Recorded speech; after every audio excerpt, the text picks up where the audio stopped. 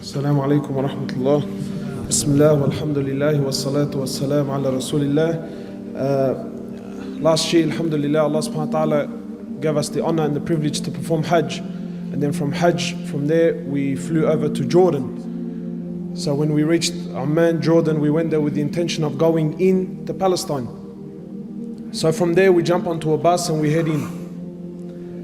And as you get to the borders, you see the Israeli flag stands extremely high. And subhanAllah, automatically, your heart starts to beat. You know, because hearing is not like seeing. So you enter this place and you go through this whirlpool of emotions. Some of it is anger, some of it is fear, some of it is frustration. So you get to the borders, and keep in mind, you're an Australian, you got an Australian passport, and you get there, and wallahi, from as soon as you see them for the first time, it's like something enters the heart. It's like a poison enters the system.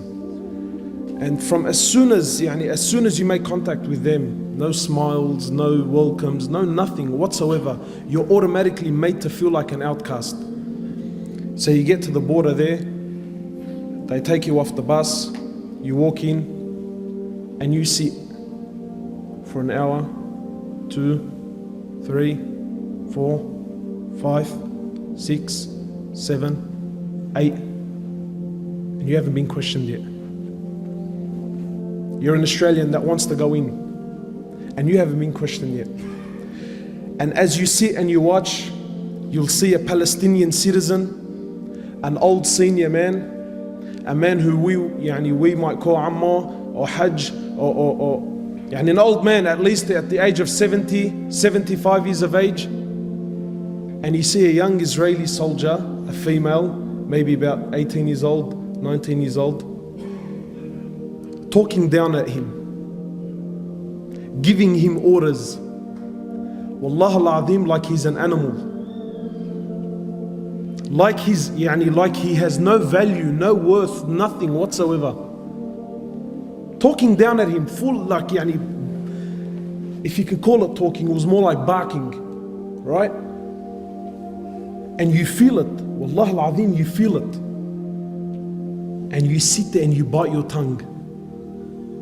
And this is a Palestinian. This is an old man who is supposed to be receiving some sort of respect, and he's been spoken down at by a little 18-year-old.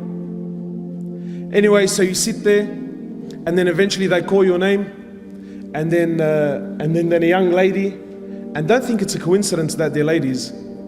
It's not a coincidence that they're ladies. Then a young lady will come over, she calls you out, and then you got to follow her. You walk into the room, you sit down. Who are you? Why are you here? And then she starts to ask, why have you come to Palestine? And what, sorry, they call it Israel. But why are you here? What business do you want from here? Why do you choose to come here? Why didn't you just go straight home? Full on. And this can carry on. She'll talk to you for about half an hour, then she'll tell you to go back, and then you sit an hour, 2 hours, 3 hours, then she'll come back, she'll call you back out, she'll ask you the same questions again, then she'll send you back, then you sit down for an hour, 2 hours, and then someone else will come and call you out, and then they'll also ask you the same questions, then you'll go back, and then you sit for an hour and for 2 hours, until eventually you lose whatever love and whatever desire you had to go in is lost. And then they tell you come in. That's if they tell you come in. And then from as soon as you walk in, you can feel the oppression. You travel on their roads, and for kilometers on end, concrete high walls for kilometers and kilometers and kilometers separating. And then when you reach their suburbs, the concrete walls, they start to have paint and artwork so that it doesn't look as intimidating. And then you get there, and then you want to enter the Quds, the holy mosque, and it's surrounded by Israeli soldiers. So you come to walk in, you got to show your passport, proof of ID, and there's a man there, an Israeli, holding a fully automatic weapon, and I need to justify myself to him to why I need to enter the Masjid of Allah. Anyway, so you walk in, you show your ID, You go in there and you walk into the Quds, and wallahi, it's like the walls are crying. There's no youth because they don't allow them. No youth. You walk in and they have a stand, a glass stand with a collection of bombs, grenades, shells, things that have been fired into the masjid over the period of years. You look at the shells made in the USA. Anyway, so you pray your Isha, and maybe now you're thinking, maybe I'll stay and make some dua. No, you can't stay, brother. Why? Because they got to lock up the masjid. 9:30, everyone's got to get out. But who does the final inspection? They do. Do you think they honor the masjid and take their shoes off? They walk in. And while all this is you can absolutely say nothing. And then you speak to the local and you tell him, how come, how come where's all the Muslims? How come there isn't more people? He tells you, brother, I have to show my passport and my ID 5 times before I reach the doors of the masjid. This is a citizen. He has to show his ID and his passport 5 times before he can reach the masjid. And if he forgets it, so let's just say he's forgotten, right? He can get charged. He falls into harm.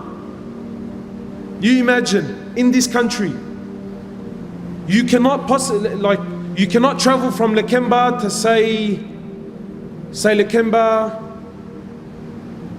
to Darwich. Say from Lakemba to Darwich. You get stopped twice. This is for the citizen, never mind the tourist. The citizen, his own country, he gets stopped twice. And twice he has to stop, prove who he is, get out of the car. If his wife is with him, she also has to get out of the car. The car's got to get inspected. Every single day. And if this brother has to go to Darwich twice, 3 times, 4 times, it's the same guard. He's seen him the first time. He's seen him a couple of hours ago. Him, his wife, his kids have to get out of the car and they have to inspect. But it gets worse. It gets worse. So we're traveling along the highway and you see this beautiful land of Palestine. And in the midst you see this odd object, this object that has nothing to do with the surroundings. And it's a container. Just a container that's sitting in the middle of bush. You think, how did that possibly get there? You know what it is, brothers? It's Palestinian land that some Jewish person puts his container on there, but it doesn't do anything. And it sits for a month, 2, 3, a year, 2 years, until it becomes normal to you. Until the Palestinians no longer question the container. And then what does he do? He builds a house there. It's become his land. That blunt, it's not, it's bluntly. And you see these little containers everywhere.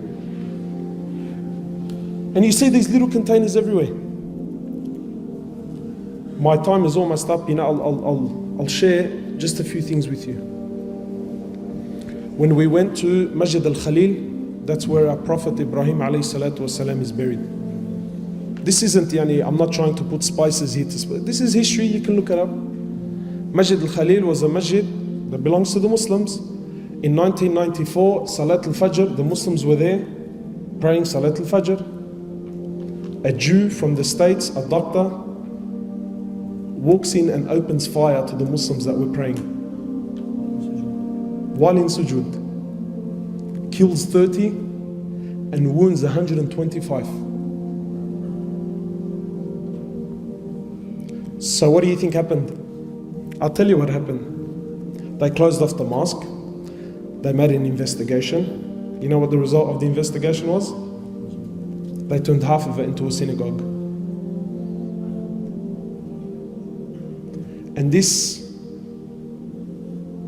whatever you want to call him, his grave became a shrine. And extremist Jews used to go there and make pilgrimage at his grave. A hero. You know, my brothers, wallahi, when you visit Palestine, it's not like hearing about it and seeing it on TV. You see the oppression in the eyes of the Muslims. Wallahi, you see it. And you can see in their eyes that they've given hope in the Muslims. Wallahi, there are so many experiences that I wish I could share with you, but my time is short. But finally, the reality is that they want you to forget about Palestine. And that's the truth. They don't want you, they don't want your money, they don't want your tourism, they want nothing. You and this place needs to finish. And so long as this place is not in the eyes of the Muslims, it's not in the hearts of the Muslims, then for them this is good. Have you ever asked yourself, why is it we know so little about Palestine? I'll end with this. This was a request of the Imam of Masjid Al-Quds. He said to me, please go back and tell the youth of Islam to come and visit this place. He said, come and visit. And wallahi, understand that what's happening in Palestine is very real. Very, very, very real. Jazakallah khairan.